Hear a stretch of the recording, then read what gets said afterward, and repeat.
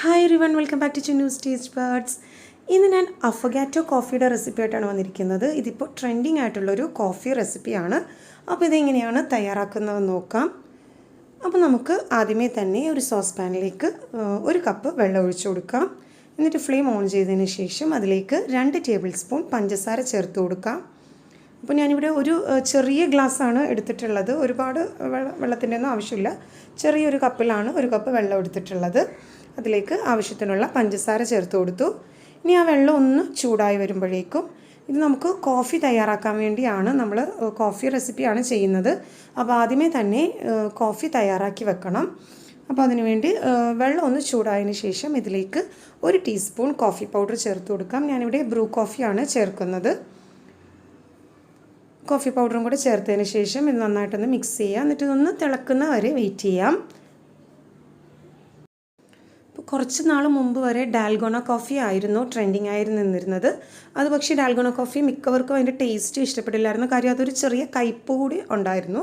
പക്ഷേ ആ കോഫി നല്ല ഒരുപാട് കോഫി പൗഡർ ചേർക്കുന്നതിൻ്റെ ആ ഒരു കയ്പ്പായിരുന്നു. പക്ഷേ ഇതിൽ നമ്മൾ അധികം കോഫി പൗഡറൊന്നും ചേർക്കുന്നില്ല. അതുകൊണ്ട് തന്നെ നല്ല ടേസ്റ്റി ആയിട്ടുള്ളൊരു കോഫിയാണിത്. അപ്പോൾ ഇത് കോഫി എന്ന് മാത്രമല്ല, ഇതൊരു ഡെസേർട്ട് എന്ന് തന്നെ പറയണം. കാര്യം ഇത് നമ്മൾ അതേപോലെയാണ് ഈ കോഫി സെറ്റ് ചെയ്യുന്നത്. അപ്പോൾ കോഫി നന്നായിട്ടൊന്ന് തിളച്ചതിന് ശേഷം ഫ്ലെയിം ഓഫ് ചെയ്യുക. എന്നിട്ട് ഇത് ചൂടാറാൻ വേണ്ടി മാറ്റി വെക്കാം. അപ്പോൾ ഇത് ചൂടാറിയതിന് ശേഷം ഒരു ഡെസേർട്ട് ബൗൾ എടുത്തിട്ട് അതിലേക്ക് 2 ടേബിൾ സ്പൂൺ ഫ്രഷ് ക്രീം ചേർത്ത് കൊടുക്കുക. അമുലിൻ്റെ ഫ്രഷ് ക്രീമാണ് ഞാനിവിടെ എടുത്തിട്ടുള്ളത്. അപ്പോൾ ഇനി ഫ്രഷ് ക്രീം ഇല്ലെങ്കിൽ സാരമില്ല, നിങ്ങൾക്ക് അത് സ്കിപ്പ് ചെയ്യാവുന്നതാണ്.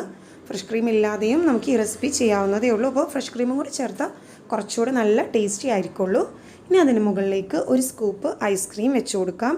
ഞാനിവിടെ വാനില ഐസ്ക്രീമാണ് എടുത്തിട്ടുള്ളത്. വാനില ഐസ്ക്രീം തന്നെ ആയിരിക്കും കൂടുതൽ ടേസ്റ്റ് ഇതിന്. അപ്പോൾ 1 സ്കൂപ്പ് ഐസ്ക്രീമും കൂടി ഇതിന് മുകളിലേക്ക് വെച്ച് കൊടുക്കാം.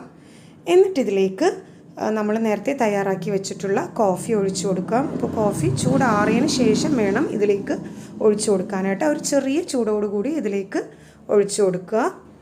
ഞാൻ അതിൽ നിന്ന് പകുതി കോഫി മാത്രമേ ഇതിലേക്ക് ഒഴിച്ചു കൊടുക്കുന്നുള്ളൂ. ഫുള്ളായിട്ട് ഒഴിക്കേണ്ട ആവശ്യമില്ല. ഇതിന് മുകളിലേക്ക് കുറച്ച് ചോക്ലേറ്റ് ചിപ്സും കൂടി ഇട്ട് ഗാർണിഷ് ചെയ്തെടുക്കാം.